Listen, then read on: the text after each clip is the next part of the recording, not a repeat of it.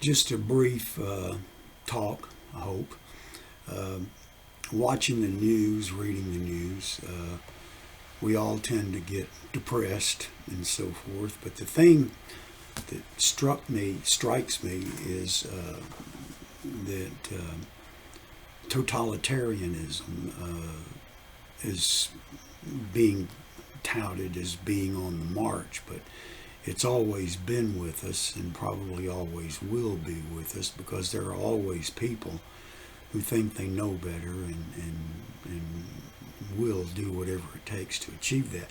I recently read this Persian Fire by Tom Holland, and it's the wars between the Greeks and the Persians.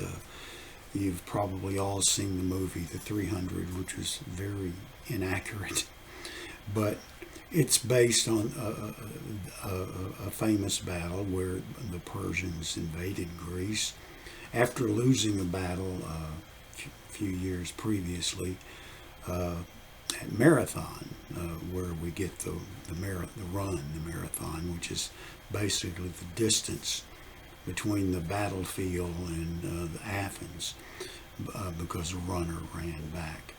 But anyway, those wars did not turn out as anticipated.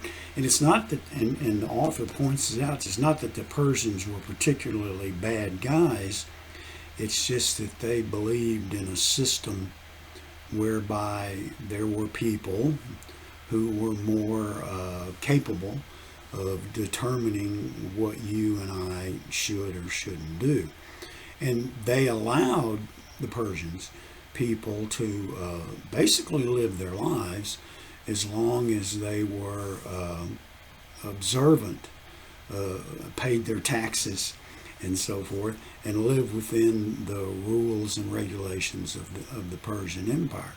So you could be a Phoenician living on the coast and continue your trading and worship your gods and so forth, and they didn't care. Although the Persians were really monotheist. They believed in one god, Ahura Mazda, but they were Zoroastrians, and Zoroaster lived 600 years before the birth of Christ, somewhere in that area, and it's very interesting reading.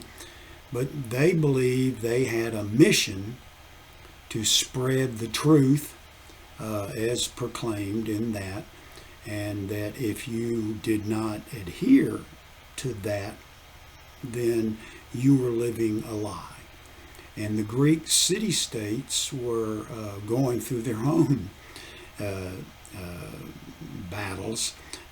Sparta, the famous center point of the Battle of Thermopylae, they were not freedom-loving people as you and I would define it. And the Athenians were and they weren't. I mean, they invented the word tyrant.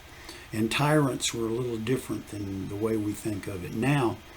But they were going through their own transformation from kings to tyrants to basically, they really did have a democracy, which is not very well defined today, but the Greeks, Athenian citizens would meet in an open assembly and vote. And now, everybody wasn't qualified to be a citizen, so you've got to take that into account too. But that's what democracy is all the citizens gather and vote on something, a law, and they had a yearly deal where if a politician was not popular or he had done something to tick a lot of people off, they would vote to get him the hell out of town. And he had to go away for whatever time period. He was exiled, in effect, from his home, which was a terrible fate for those that were exiled, because they were tremendously attached to their cities. And other city-states and so forth and so on had their own perils. But the way we look at democracy is basically the way Athens got it set. But then they devolved, at some point, the Athenian Empire evolved into tyrants over other Greeks and so forth, so on, which led to the Peloponnesian War between Sparta and Athens, and eventually Athens lost that. But the ongoing problem is people it's hard work being in a democracy. So let me transfer over to Rome. Rome, as it originally was set up, was a king. It was set up under the rule of a king. And the Romans eventually, I'm not going to get into all the history of it, overthrew the king, and through this and that set up the Roman Republic, which lasted for a few hundred years. And it was a tremendously complicated setup where no one could become a king. And they were very much against that. But they grew and they grew and they grew. And eventually, one of the reasons Julius Caesar was assassinated was some of the elite thought he was going to establish a kingdom. But he was also assassinated because he was bringing in more citizens that the elite didn't like or did not want. So today we're at a point where the American Republic took a lot from Athens, but also from from Rome, and some of the Swiss cantons, which were a federal republic, and they studied a lot about that and set up a republic. And a republic is very clumsy. So eventually, if everybody's not on the same page, the totalitarians are going to start rising to the top because they have easy answers for everything. When the easiest answer is they will tell you what to think. And the sad part is there are lots of people who want to be told what to think. It makes them feel better. And then they like to be, you go back to high school, there's an in crowd and everybody follows the in crowd. Well, except for a few people. And then there are people who are tremendously upset about that all their lives because they weren't in that crowd. But the thing is we follow movie stars who are basically not very bright people because of the way they look or the way they dress or whatever, and people get into that. And now we have this that gets people like me broadcasting out every day or every month or whatever over the internet what they think or what we think. And all I'm trying to do is, and the purpose of my channel is to show that being a citizen is hard work. And you have to be on the lookout for totalitarians. You can always tell who they are. They always know more than you do in their mind's eye.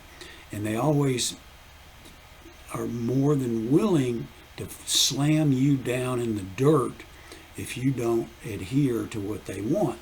There's a great quote, because usually totalitarians start off a lot of times with the best of intentions, and then they become fanatics.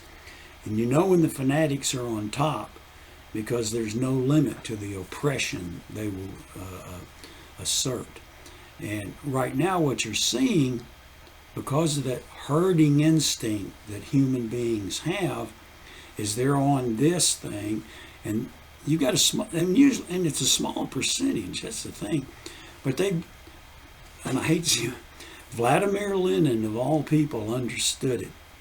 The communists were never a majority in the Soviet Union. They were never, the Nazis were never a majority in Germany. Okay, but the thing is what Lenin asserted was a determined, disciplined, focused minority can control the majority every time. And he was right about that. Because people basically just want to get up and don't want to be bothered. They want to do their thing, raise their families or whatever. But the totalitarians are always looking for a way to get in your head and control you and to make you think that's what you really want. And that if you just do what they say, life will be a dream. It will be so easy. And it's not going to be easy because they're not very good people once they get in charge. And most of them have mediocre minds, and they just go into panic mode, if anybody. Look what they did to Galileo. You know, the guy was right, about the solar system and whatnot. And he even gave in to them finally, just to be on their good side. So, and you can go through all of that, but the totalitarians are always with us. You have to be on the lookout, and you have to be aware, and you have to be a citizen. And being a citizen in a republic is not easy, and we all want easy. Y'all have a good day.